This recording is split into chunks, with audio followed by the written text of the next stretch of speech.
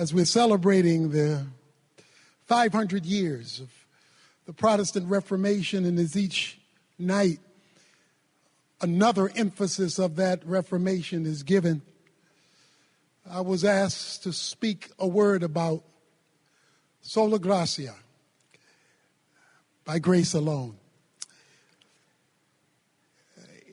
In Europe, some years ago, in an asylum, a sanitarium, a test was set forth to determine whether someone was sane enough to be set free from the sanitarium, whether they had gotten enough intellectual stability to be let go. And one of the crude ways that they would determine this was to place the inmate in a janitor's closet. They would turn the water on and put a stopper in the sink. Let the water fill up the sink and run over. They would give the inmate a mop. They would tell the inmate to clean up the mess as the water ran over from the sink that had the stopper in it. They would then leave the room for a couple of minutes and leave the inmate alone, whose task it was to mop up the mess. When they came back a couple of minutes later, if the water was still running with the stop in the sink and they were still mopping, they knew that person was not ready to go anywhere, because they did not have the capacity to understand the root of the problem. For hundreds of years, the church in darkness was trying to get people to mop up their sins through effort and merit, through indulgences. The then known Catholic Church, the Universal Church, had descended into a darkness that was engulfing Christianity, so to speak. Martin Luther rose up in 1517, and he came to Wittenberg door and he pulled the stopper out of the sink. He told people, you don't have to keep slinging your mop. You don't have to keep self-effort to make yourself acceptable to God, because acceptance with God is by grace alone. And that one of the five solas led to the Protestant Reformation, of which we are beneficiaries. When a person is in a contest and they win, they get a trophy. When a person is being recognized for an achievement, they get a reward. And when a person goes to work every day, they get a wage. But when you get a wage and you haven't worked, when you get a trophy and you haven't played, when you get an award and you haven't achieved, that's called unmerited favor. And at the heart of grace is unmerited favor. Grace can be defined as the goodness of God to people who do not deserve it, could never earn it, and could never pay back for it. For it is the God of grace that offers his goodness to undeserving mankind. And it was the rediscovery of grace that led to this Reformation, so that people could understand the biblical way to salvation. Grace is all that God is free to do for us, independent of us. According to Romans 11:6, grace is apart from works, For if it is of works, Paul says, it cannot be any longer of grace.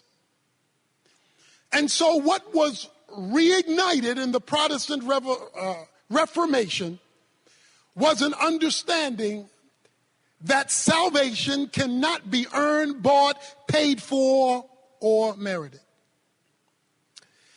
To appreciate grace and to understand it, we have to understand the backdrop of our need for it, which will lead to the implications of it.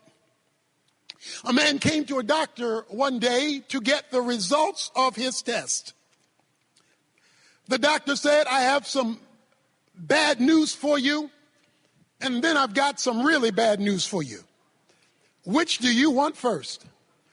He said, well, what's the bad news? The bad news is I've examined your test, and you only have 24 hours to live.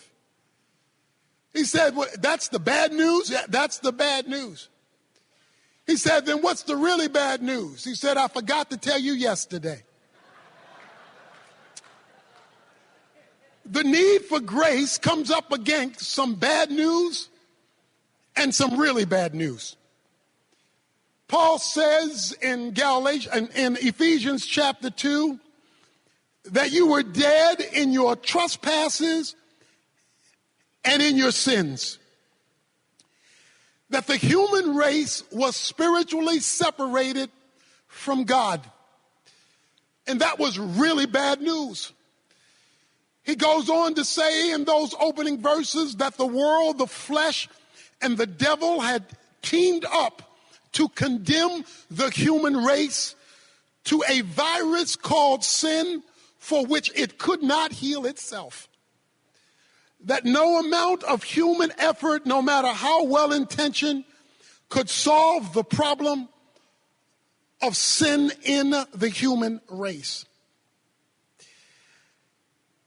The Bible declares that all have sinned and fallen short of the glory of God. And he calls that spiritual death. Now, granted, we do that at different levels of decomposition. In the coroner's report, some are really dead. Some are sophisticated and dead. Some are rich and dead. Some are poor and dead. Some are black and dead. Some are white and dead, but all are equally dead, separated from the life of God. You know, in days gone by, funerals were very crude.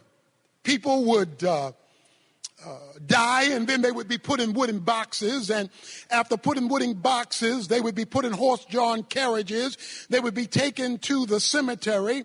And then this wooden box would be laid in a grave, dug by hands and shovel with ropes wrapped around the top and wrapped around the bottom to lower them in. But when you die today, you die in style. There isn't a wooden box, there's a bronze casket. There's not a horse-drawn carriage. There is not only a limousine, but a fleet of a limousine led by two motorcyclists out in front. You've always wanted to stop traffic. You get to stop traffic that day and go through red lights.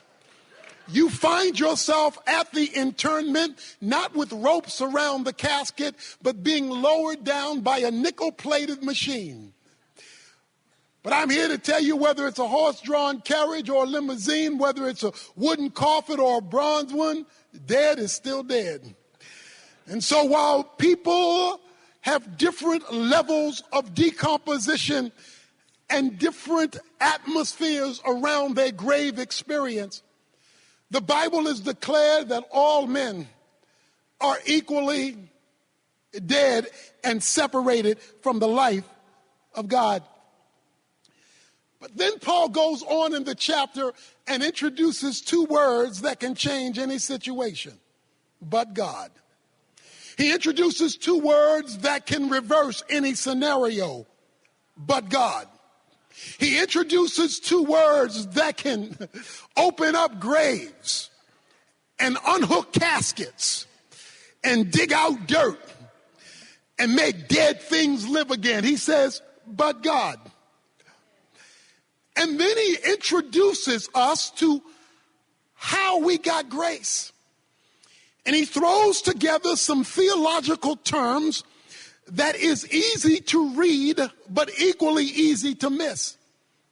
Listen to what he says. He says, but God, being rich in mercy, because of his great love with which he loved us, even when we were dead in our transgressions, has made us alive together in Christ. He says that God had to have a discussion among his attributes, that he had to get together with himself, by himself, about himself. He says on one side there was the wrath of God, because he says in verse 3, we were children of wrath. Because God's perfection and his justice demands his wrath, because he cannot negotiate with sin, skip sin, flip sin, ignore sin. He must react to sin, because that's just the way he is. His just, perfect righteousness must react to that which is contrary to his nature. He cannot act like wrath is not part of his nature. But on the other side of his character, according to verse 4, was because of the great love with which he loved us and the mercy he wanted to extend to us. So on one side is justice and wrath, and on the other side is love and mercy. The biblical definition of love is the compassionate and responsible care for the well-being of somebody else. The biblical definition of mercy is not giving what a person deserves.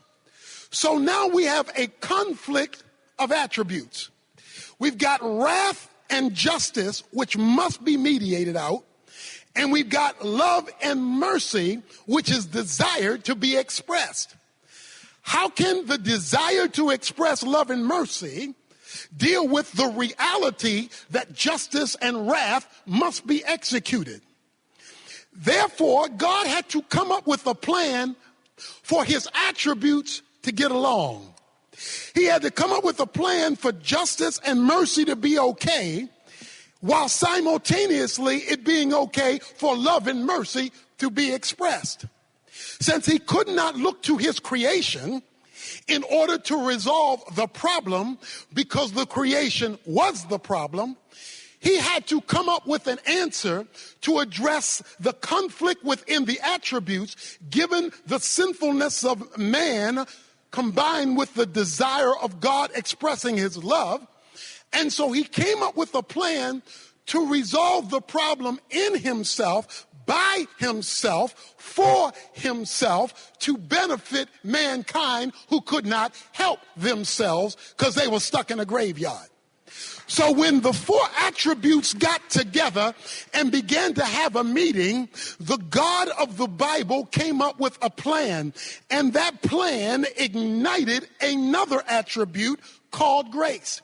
When wrath and justice met love and mercy, creating a plan of redemption, expressing itself in the unmerited favor of God, God came up with the plan. That plan is no more greatly illustrated than when a young lady was driving down the highway and she was going 75 miles an hour in a 55 mile an hour speed zone. She was going 75 miles an hour many years ago in a southern town, and the policeman pulled her over. When the policeman pulled her over, he said, "Young lady, you going 75 miles an hour in a 55 mile an hour speed zone, and I've got to give you a ticket, but in this small town, it's the weekend, you're passing through, so I've got to take you to the court right now because you've got to pay the price." He took her to the courtroom, and when he took her to this single courtroom, the judge came in, and he said, "Young lady, you've been found guilty of going 75 miles an hour in a 55 mile an hour speed zone, so we're going to have to fine you $100. She protested, "But Your Honor, I don't have $100. He says, "Well, I can't change the law. You owe $100, or you can spend the weekend in jail." She broke out in tears and said, "But I don't have $100, and I don't want to spend the weekend in jail. Have mercy on me." As the judge looked down at her cry for mercy, he did something that astounded the bailiff and the policeman who brought her in. He pushed back his chair from behind the podium. He zipped down his robe. He left the bench. He walked and picked up his jacket, walked beside the young lady, reached in his pocket, took out $100 bill and put it on the bench, unhooked his jacket, went back up and picked up his robe, zipped up his robe, went back to the bench, picked up the gavel. Young lady, you've been found guilty of going 75 miles an hour in a 55 mile an hour speed zone. The law says you must pay the penalty of $100 or spend the weekend in jail. Oh, but I see somebody else has paid the price. God, to satisfy the dynamics of his nature, came up with a plan where he left heaven's independent use of deity, put on a jacket of humanity, entered into time and space, died on the cross as a propitiation for the sins of mankind, rose from the dead, demonstrating that the payment for sin, tetelestai, had been received, and there was a receipt given an empty grave, demonstrating that salvation was provided to everybody in court who comes to the judge and says, I want mercy from the bench based on the sacrifice of Jesus Christ. But God came up with a plan to provide in grace salvation for all. It reminds me of the two preachers who were going south, and they went to this small southern town. One was from the north, and he didn't know how the south worked. And he sat down and they ordered breakfast. The lady came, the waitress came out, and she had on the plate eggs, bacon, but then she had this white gooey stuff. He said, what's that white gooey stuff? He said, that's called grits. He said, well, wait a minute. I didn't ask for grits. And I'm not going to pay for grits. She said, I don't think you understand. You in the South, you don't have to ask for grits. You don't have to pay for grits. You just get grits. It's just the nature of what we do. The beautiful thing about God's grace is the Bible says it is made available to all men because he just gives it away and gives it away and offers it at no charge. In fact, if you offer to pay for it, your payment will be rejected, because once it's of grace, it can no longer be of works. And so he says, but God, being rich in mercy, was willing to make salvation available to all who come to Christ for it. Now, we're all here evangelicals. We all agree with salvation by grace. But when Paul wrote Ephesians 2, he was talking to people already saved. He was talking to people already on their way to heaven. Why is he talking to them about a grace that they had already received? Because Paul understood that what often happens in the life of believers is they start out with grace but then revert back to law. They start out with God's unmerited favor, but then they revert back to meriting something that cannot be merited. The Bible is clear that not only are we saved by grace, but we are sanctified by grace. That it is the grace of God that changes us after the grace of God has redeemed us. Many of our grandparents used a washing board to wash their clothes. They would scrub their clothes, and they would give all the human effort they had to get things clean. They would be tired and worn out, and the body would ache, not because they didn't want to be clean, but because there was so much work to make themselves clean, and then it could only be so clean because it was tied to their own human effort. But then through technology, there came a washing machine. And a washing machine forever changed how grandmother and her grandchildren got things clean. We no longer use a scrubbing board because we have something that has built in it a cleansing mechanism without all the human effort to make it work. What would you say to a grandmother for whom you purchased at no charge to her a washing machine who still insisted on using a scrubbing board? You would tell her she doesn't understand what she has. That what I have given you is much better than what you can pull off on your own. Often what happens in the Christian church is we tell people, let's get saved by grace, but let's get changed by law. When the Bible is clear through the Apostle Paul that once you have grace, you are no longer under law, because what law does is it tells you what's wrong, but it can't make it right. The law is like a mirror you go to in the morning to show you how jacked up you got last night. You go to the mirror and it shows you your hair's out of place, boo-boo is in your eye. You go to the mirror and it lets you know that you a hot mess. But you don't then take the mirror off the wall and wash your face with it. You don't take the mirror off the wall and comb your hair with it, because you know the mirror is only designed to reveal it. It's not designed to fix it. What God has so given us in grace, even after salvation, is a means to fix the very thing that the law condemns.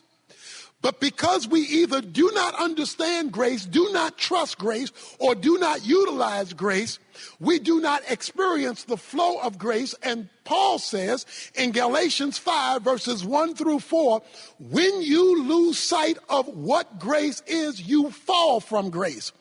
And when you fall from grace, you are severed from Christ. So there are evangelical Christians who are cut off from Jesus Christ while they go to church, cut off from Jesus Christ while they have devotions, cut off from Jesus Christ while they sing praises, because they are living lives independently of a relationship with Christ by grace and not by merit. Now, when we understand this, he says in Galatians 2 that this grace that God has provided creates a relocation. Listen to what he says. Paul says, he says that when we were dead, he made us alive together with Christ. He raised us up together with Christ. He seated us together with him in a whole nother location called heavenly places. Now that's a favorite Pauline theological term, heavenly places. Heavenly places is a euphemism for the spiritual realm. In chapter 1, verse 3, he says your blessings are in heavenly places. In chapter 1, verse 20, he says Jesus is seated in heavenly places. In chapter 2, verse 6, he says we are seated with him in heavenly places. In chapter 3, verse 10, he says the church operates with the angels in heavenly places.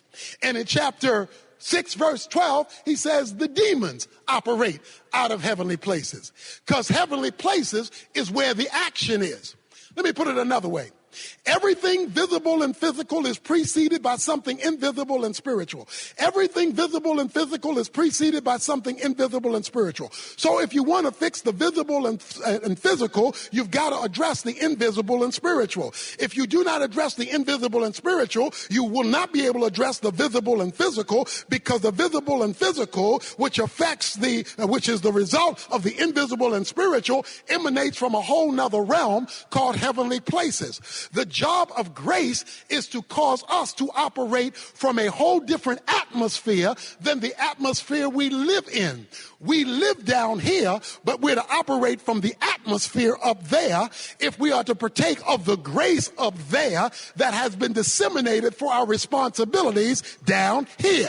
And it is only when we grab grace at that level. In fact, he goes on to say in verse 7, grace is so spectacular, this thing that the Protestant Reformation got going and that we're still having to learn about, it is so awesome that in the ages to come, that is quadrillion years from now, when I meet you at the corner of Gold Street and Silver Boulevard, he says, in the ages to come, God will be manifesting his grace. Translation, you ain't seen nothing yet.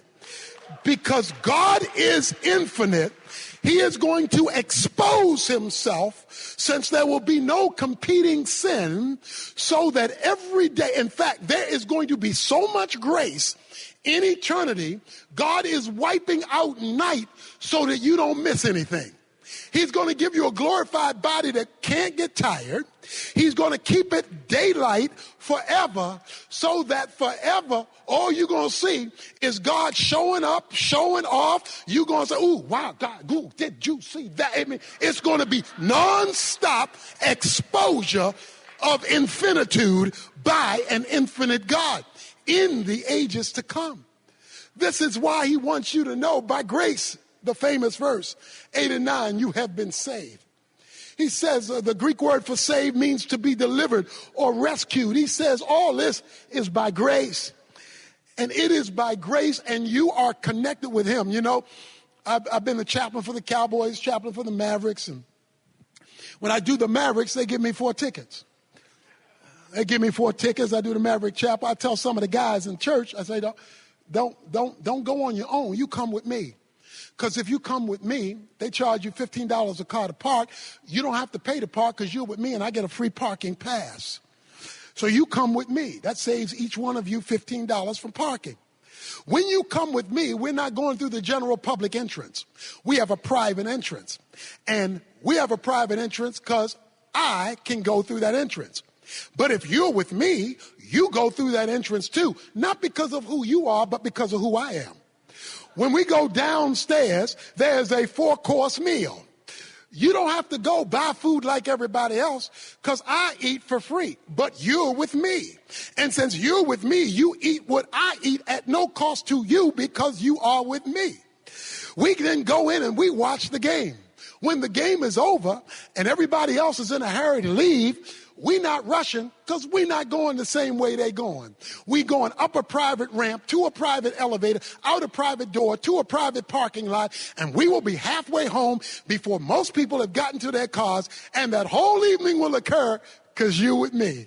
So if you just hang with me, the rights and privileges of benefits that accrue to me, I can share with you, not because of who you are, but because of who I am. Jesus says, by grace, you're with me. And the rights and privileges of grace gets transferred to you, not because of who you are, but because of who I am. And if we would ever learn this thing of grace, that he says it is with him. So the point is, to experience more of grace, you must experience more of him. If you're in trouble with the law, you need more than a law book, you need a lawyer. If you're in trouble with a doctor, you need more. If you are unhealthy and need a doctor, you need more than a medical book, you need a doctor. If you are being attacked by criminals, you don't just need a penal code, you need a policeman. In other words, you need the visible manifestation of the book. Whatever's in that book, you need a living person to make that material in the book come alive to you. That is why Titus chapter 2, verse 11 is so critical. For the grace of God has appeared to all, bringing salvation to all men. And then he goes into, we look to Jesus Christ because he is the dispenser of grace. That is why what Nick is talking about is so critical, because the more Jesus you have, the more grace you get. The less Jesus you have, the less grace you experience. So it is the relationship with a person that allows him to dispense the grace that he offers, which is his sufficiency for the life that he's called us to live. Grace is like Niagara Falls. It just keeps on rolling. Fish don't run out of water, animals don't run out of foliage, and we don't run out of oxygen because of the abundant supply. And since God has got enough grace for you, your life, your ministry, your program, and he doesn't run out of it, that relationship allows him to dispense not only what the Reformation called for, salvation by grace, But sanctification by grace, sustaining by grace, transformation by grace, it's all about the grace of God when we operate from heavenly places. Now that the introduction is over, he throws a zinger in here. He's been talking for 9 verses about grace. He's used grace 3 times in Ephesians chapter 2. You're saved by grace. You're sanctified by grace. By grace are you saved, not of works. It cannot be merited. It's what God does for us, independent of us. That's the only definition of grace there is. The moment you add merit, it is no longer of grace. Then wait a minute. Then if that's true, what about my responsibility to work? He knew you were going to ask that question. So he comes in verse 10 and he keeps grace alive. He says in verse 10, for we are his workmanship, created in Christ Jesus for good works, which God prepared beforehand so that we would walk in them. You don't work to get grace because grace cannot be earned. Grace cannot be merited. There is nothing you can do to make God give you grace, for then you would merit it and no one should boast. But what you can do is respond to grace. Your work, my work, our ministry, your service, what you do should be a response to grace. It is not an effort to merit grace. It is our appreciation for the greatness of grace that has been freely given to us. And the more of that grace you experience because of the work that you do. Notice the phrase, we are his workmanship, because it's about him. And he created us, saved us for good works. In other words, as out of our salvation, there should be a response. And you don't even get to choose the work, because which he has created beforehand. So he was already ahead of you before you got the work that you were responsible to do, that we should do for him. It's all about him because it's all about grace. You know, I almost drowned when I was about 12 years old. I almost drowned in a swimming pool, but a friend named Donald reached in and pulled me out just in the nick of time. I got so shook up by that experience, I went on to become a lifeguard. I became a good lifeguard 50 years ago and 50 pounds ago. I became an excellent lifeguard, and then I graduated to be a water safety instructor, because a water safety instructor trains lifeguards how to lifeguard. You see, when I got delivered from drowning, I developed a passion to deliver other folk from drowning. So having been delivered myself, I became a lifeguard and a water safety instructor so I could give to others the very deliverance that I had experienced myself. You see, when you never forget where God brought you from, when you never forget where you were drowning in the graveyard of sin and death, you can't help but show appreciation by becoming a spiritual lifeguard and delivering others through good works. Not to earn grace, because grace cannot be earned, but to respond to grace, because grace is great when it is given. He says that this grace is God. You know, there's a movie, The Hanging Tree. The Hanging Tree with Gary Cooper.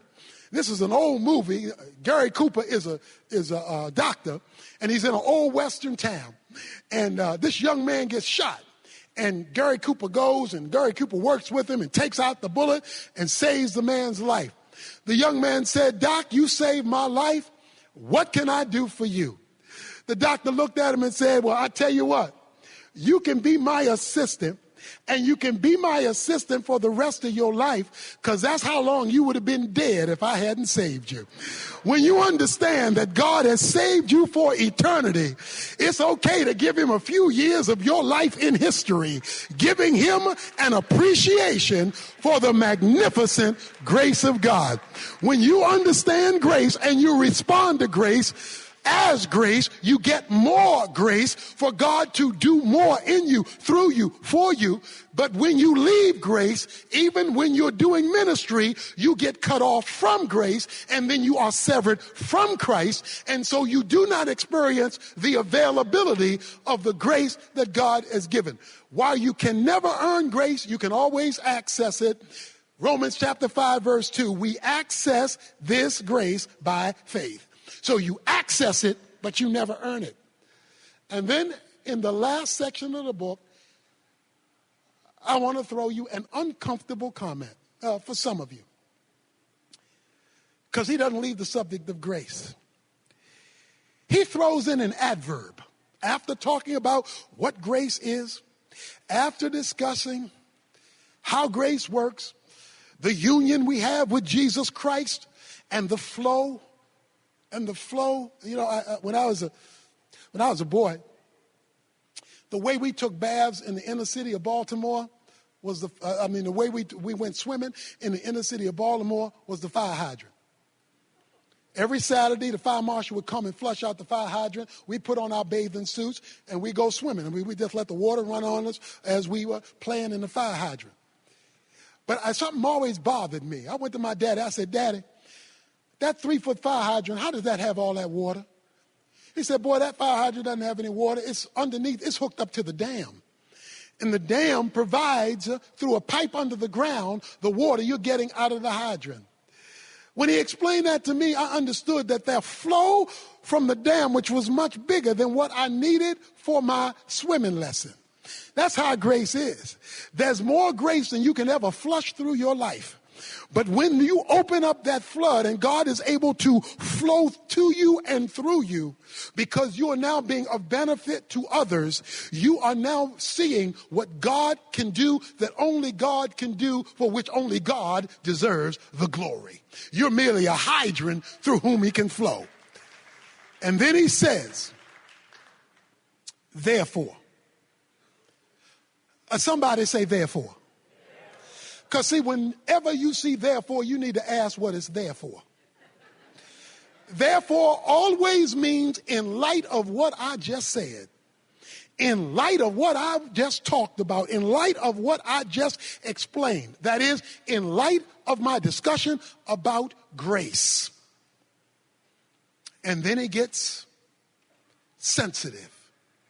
Because he says, in light of what I said, he goes from verse 11 to verse 22, and he says, there should be racial healing in the church. He says, verse 13, but now in Christ Jesus, you who were formerly off have been brought near by the blood of Christ. For he himself is our peace, who has made both groups into one and broke down the barrier of the dividing wall by abolishing in his flesh the enmity which the law of commandments contained in ordinances, that he himself might make two into one new man, thus establishing peace, that they might be reconciled both into one body to God through the cross, and having killed the enmity. Let me put it this way. When grace hasn't gotten big enough and flowed strong enough to bring racial healing, Paul says in chapter 2, you don't understand grace. Because one of the things that the good works of grace will do, verse 10, is in verse 11 through verse 24. It makes the two into one. No longer is there illegitimate division between Jew and Gentile when grace has been understood. Because in the grave, you're just dead. In the grave, it doesn't matter history, background, culture, color, class. In the grave, you are equally separated from God. In hell, you are equally separated from God. But he made us alive, an understanding of grace. So what this says is that the American church, in the divisions that we've had in history and in the divisions we still have today, don't understand grace. Because Paul says if you understood grace and you were doing good works, then you wouldn't have this division, because the cross brings peace. Whenever my wife makes me a sandwich, it will always be with mayonnaise. I don't eat mustard sandwiches. I am not a mustard guy. I am a mayonnaise guy.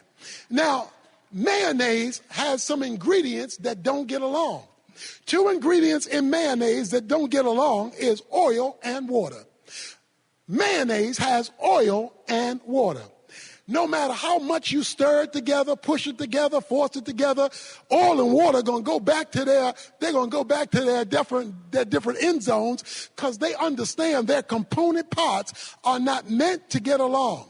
But the reason I can eat mayonnaise is because of a process of emulsification. Emulsification is a process of taking 2 things that can get along and bringing them together in harmony to create something new, special, and in my case with mayonnaise, tasty. So the reason why I can eat mayonnaise is because introduced to oil and water is egg. And what egg does is egg reaches out to oil, then egg reaches out to water, and I say, no, I know y'all don't like each other. I know y'all weren't raised together. I know y'all come from different backgrounds, but Evans wants some mayonnaise. So what I'm going to do is I'm going to reach over here, and I'm going to reach over there, and even though you don't relate to each other, both of you relate to me. And if I can get you water to relate to me and you oil to relate to me, I'm going to intermix with both of you so that Tony Evans can have a mayonnaise sandwich when it's time to eat. Guess what grace does through the cross of Jesus Christ? It reaches out to the black guy. It reaches out to the white guy. It reaches out to the poor guy. It reaches out to the rich guy. I know y'all come from different backgrounds, different histories, but my cross and the grace dispensed from it can take folk who are divided and bring them back together again. That's what grace does. And when grace is missing, Paul says, there's division in the body. That's why I love the story. And I know I'm out of time, Jerry. I'm winding down. But this is getting good to me. That's why I like the story in Galatians chapter 2. Because Peter is eating ham sandwiches with the Gentiles. Peter's in, because see, he got that thing on the roof in Acts chapter 10 where God told him, don't call unclean what I call clean. And now, he had heard about pork chops, chitlins, and pig feet, but he had never tasted it because that was an unclean animal. But now that he had to go to Cornelius' house, he found out those folk on the other side of the track knew how to cook. And so now in Acts chapter 2, verse 11, he's eating some ham sandwiches with the Gentiles, some pork chops with the Gentiles, some pig feet with the Gentiles, some hog maws with the Gentiles, and some chitlins with the Gentiles. He's just having a pork-eating good time. But then, while he's eating with some of his homeboys, some of his boys from the hood showed up. Some of the Jews sent from James showed up and saw their Jewish pastor eating with them people on the other side of the tracks. When he saw that, he said, I can't be with y'all anymore because I might offend my own race. So he got up and went back to the Jews in order not to let them be upset with him, because he was fellowship with these people over here. We got to live with them in heaven, but that don't mean we got to eat with them on earth. So Peter got up, and the mist in the pulpit is a fog in the pew. It says when Peter got up, the rest of the Jews who were with him got up. So they got up too. It goes one step further. It says even Barnabas was carried away by their hypocrisy. Not my boy Barney. Anybody but Barney. Barney was born in Cyprus. Cyprus is a Gentile colony. So he was born in Gentiles, went to school with Gentiles, raised with Gentiles, played ball with Gentiles. But that's how bad racism, classism is. It'll make a good man bad. So Barnabas got up and he left too. And they would have gotten away with it except for one thing. Paul wanted some pig feet too. So Paul shows up and Paul says, when I saw what Peter did, I condemned Peter before them all, but guess why? Not because of racial reconciliation, not because can't we all get along, not because of a seminar on race, not because of a holding unity candles. No, I condemned him because he was embarrassing the gospel. He was shaming the cross, and he was abusing grace. And the greatest verse on your identity in Christ, I'm crucified with Christ, nevertheless I live, yet not I. It is Christ who lives in me. The life which I now live, I live by faith in the Son of God who loved me and gave himself for me. That famous verse comes at the end of this story. See, everybody quotes the verse, but they leave out the story that led Paul to say the verse. That verse is Paul talking to Peter and saying, you don't know who you are. You've forgotten who you are because you've missed the cross. And when you miss the cross, you've killed grace. And so when grace is at work, the unity of the church is in focus. Grace is a big deal. It's a saving deal, a justifying deal. It is a sanctifying deal. It will be a glorifying deal. It is also a unifying deal. And if we ever get grace right, and Jesus is free to flow, just free to flow. He doesn't have to hold back grace because we're going to abuse it. We're going to fall from it. We're going to be severed from him. I can't deal with that. That's why we have all these prayer meetings and these prayers aren't getting answered for unity and revival, because we're asking God to revive a divided church. He can't do that because that's against his nature. You see, God is one God composed of three co-equal persons. The Father is not the Son is not the Spirit. These three are distinct, yet they are one. It's like a pretzel with three holes. The first hole is not the second hole is not the third hole, but they all tie together by the same dough. You see, it's all just one thing, but three distinct persons. And when he has a divided body, he cannot be the unified God that he is. So we can pray till we blue in the face, but there will be no revival. There will be no transformation. There will be no breakthrough of the grace of God in the culture if he has to do it through a church he can't identify with. So he says, when you understand grace, it shows up cross-culturally, cross-racially. In conclusion, for real this time,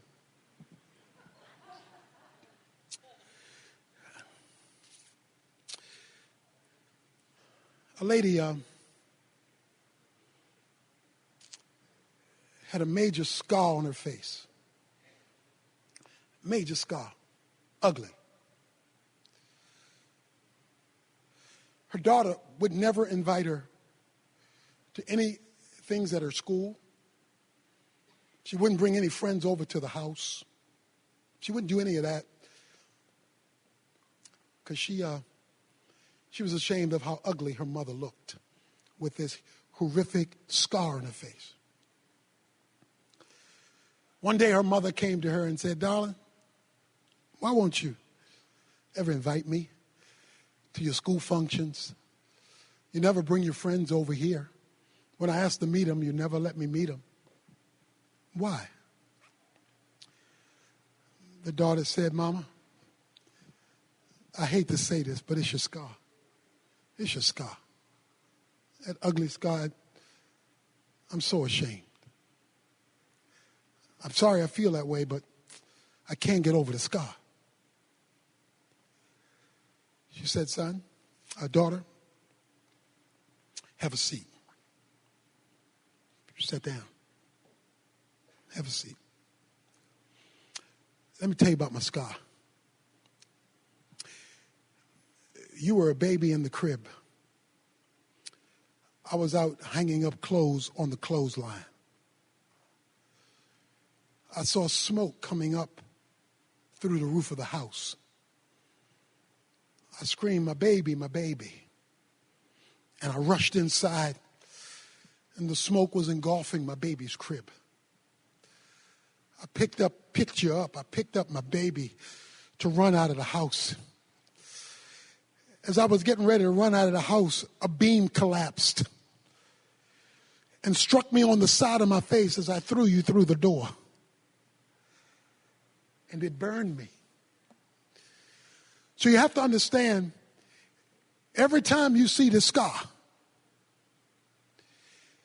it's a reminder of the price I paid to deliver you. Every time you see this scar and don't want to talk about me to your friends, you just need to remember this scar saved you. Every time you see this scar and you don't invite me to be where you are, I just want you to remember, is this scar? That's the reason why you can go to those events and have these benefits and have your friends. Just don't forget, when you see this scar, it's because I was delivering you. My brothers and sisters, when you get to glory, and you're walking on those streets of gold and going in and out of your mansion with your brand new glorified body, you'll all be the age approximately of Adam and Eve, which was the perfect age of adulthood when you enter into glory, and all of the flaws will be removed in the glorified body.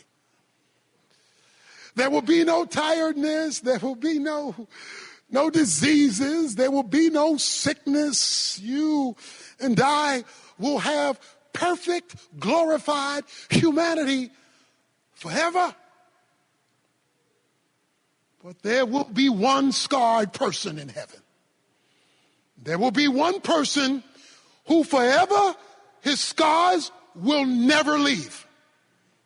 Whenever you run into him, you will see the nail prints in his hands and the nail prints in his feet and the scar in his side, because when he rose from the dead, he told Thomas, you can touch the nail prints in my hands, you can touch the nail prints in my feet.